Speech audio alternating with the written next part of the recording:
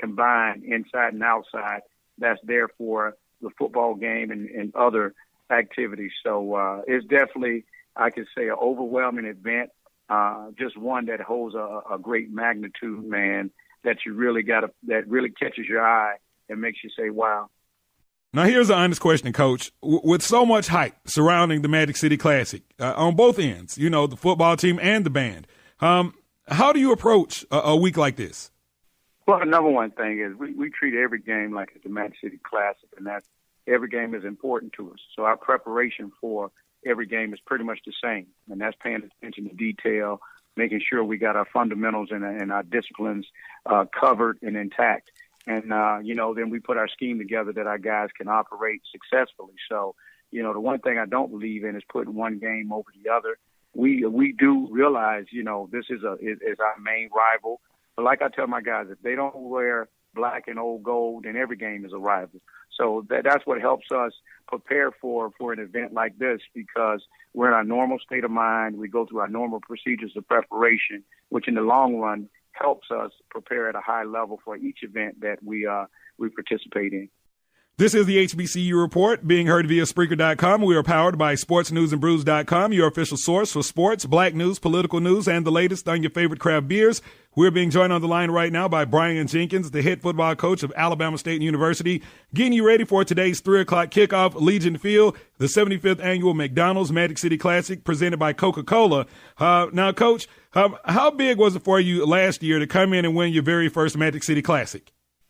Well, it's very special, to come in and play in such an intense rivalry and find a way to win it your first year. It definitely helps you set the stage for the future and for the direction that you want the program to go in. So it was a really good feeling. It was a really good thing that we accomplished, and our plans is to continue to accomplish, winning the Magic City Classic.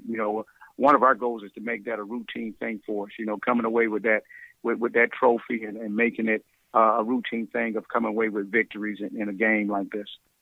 All right, now come 3 o'clock today, you're going to be coaching against someone you know really well, James Spady, and I'm sure he'll have his guys hyped up and ready to play as we inch closer to today's 3 o'clock kickoff. But what do you expect out of the Alabama-A&M Bulldogs today? Well, really, my main focus is on what we have to do, and not worry about what they are doing. But my main focus is on our team and preparing our team. But, if I had to put an expectation down, I would expect for him to come out and fight for 4 quarters. That's the type of coach that Coach Spady is. He's going to have those guys, ready to play, and their confidence is at an all-time high after having some success this last game that they played in. But, my expectations is the same that I have for every opponent to come and play for 4 quarters. And my expectation for my program is to come out and play for 4 quarters and find a way to win the ball game. Now, you currently lead the SWAC in rushing as your team is averaging around 195 yards per game. How important is it this afternoon to get the run game going early? Well, I think it's important for us to get every facet of our offense going, running, throwing, everything. And we're going to need to do everything well, as a team, special teams wise, defense wise, offense wise. So we're going to have to operate at a high level on all ends. We can't just sit and look at one thing and say, hey, this is what we're going to hang our hat on. We're going to do whatever we got to do to come away with the victory. If we got to run it 100 times, we're going to run it. If we got to throw it, we're going to throw it. We're going to do whatever we got to do. We do realize we're going against a good defense. They've been a good run-stout defense. They've been a defense that have applied a lot of pressure and really do some configuration defensively that can cause you some problems offensively if you're not sound. But whatever it is we got to do, we're going to do it in order to come away with this victory. This is the HBCU Report, being heard via Spreaker.com. We are powered by SportsNewsAndBrews.com. Wrapping up with Brian Jenkins, head football coach of the Alabama State University Hornets, as we get you ready for today's 3 o'clock kickoff from Legion Field. It is the 75th annual McDonald's Magic City Classic presented by Coca-Cola, Alabama State University versus Alabama-A&M University. Now, the one thing that both State and A&M get to take advantage of is the bye week headed into the Classic. So from a health standpoint, how's the team doing? Well, we're looking okay. Of course, during this time of the year, you're going to be banged up. And, the one thing I tell people, the last day that you'll be fully healthy is the first day that you open up practice. You'll never feel the same after that first practice for the next couple months. You'll never feel that way again until that next year. So, but this opening week was very good for us. It gave us a chance to spend some time with our families, player-wise and coaches-wise. It gave us a chance to also, hit the recruiting trail a little bit in order to build the future for our program. And it gave us a chance to get some rest as a team and get healed up as we put together a plan mentally and physically to go in and play in the Magic City Classic against Alabama-A&M. All right, he is Brian Jenkins, head football coach of the Alabama State University Hornets. Coach, good luck in today's game, and we look forward to talking to you post-game. Hey, I appreciate it, man. I look forward to it. All right, thanks, man. All right, great stuff. This is the HBCU Report, being heard via Spreaker.com. We are powered by SportsNewsAndBrews.com, your official source for sports, black news, political news, and the latest on your favorite craft beers. We are live from the beautiful Aloft Hotel in Birmingham, Alabama, just minutes away from Legion Field, site of today's 75th annual McDonald's Magic City Classic, presented by Coca-Cola. And as we switch gears, of course, they say it is the bands that put the magic in the Magic City Classic. And right now we're being joined on the line by the director of bands of my illustrious institution of higher learning. Yeah, keeping this thing right here on the Alabama State side of things. Dr. James Oliver joins us on the line. First of all, welcome back to the HBCU Report. Thank you, Rob, man. I appreciate it. Another year, time to do what we do, man. Now, for me, I've been around the Magic City Classic as a member of the Alabama State University Marching Band since 1996. And, of course, you're alumni as well. So how long have you been around this thing? Oh, my God. Let's see. I was here, graduated in 80, so you're talking 4 years there, and now you're talking 16, 20 years, man. I've been involved in it. 20 years. Absolutely. I've been doing the Magic City Classic. Now, as the years go on, things change. Of course, things have changed with the Magic City Classic year to year. What's the biggest difference since your very first Magic City Classic? Well, you know what? I tell you what, just the way the spirit is now for Magic City, it has rose to a whole nother level. So the change of just the fans, and you know what? They expect more now. They expect more. There are more tailgates. People are just doing so much out there that I see. So the change is the spirit. I feel like it has grown. It's bigger. And television just has made it bigger than that. So that's the change that I get, because I feel it. We call it Classic Week. And when I was in school, it was just Magic City. We going to Birmingham. Yeah. But now it's Classic Week, man. It's the whole week that we do things. Absolutely. So when I came into the band back in 96, Dr. Bray was the band director, and then Mr. Wesley was the band director for Alabama A&M. Now here we are, 2016. We've got you, alum for Alabama State, and then we have Carlton Wright, who's the band director at A&M. He's alum there too. So does this thing, does it make it a little sweeter that now that you have alum on both sides of the field?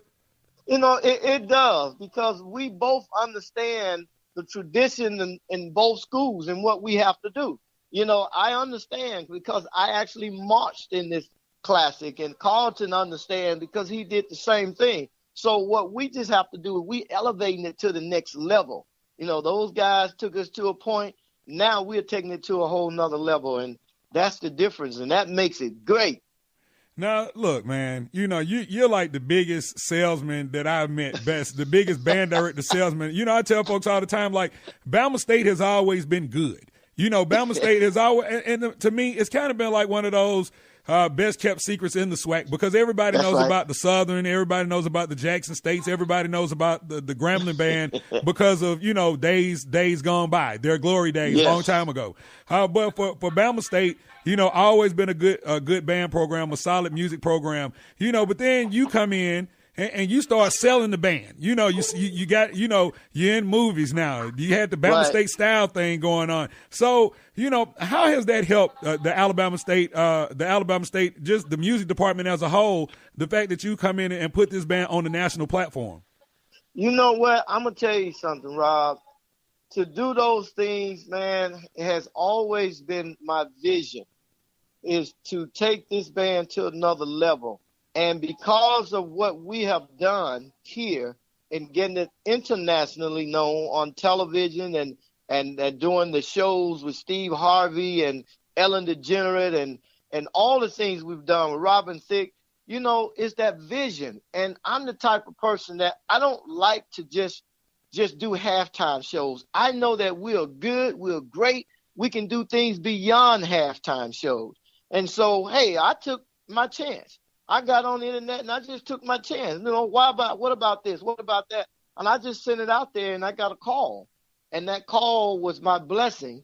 And that vision say, hey, we like to do this. Let's talk about it. And one thing led to another, man. And once you're a celebrity, all the other celebrity calls Bama State.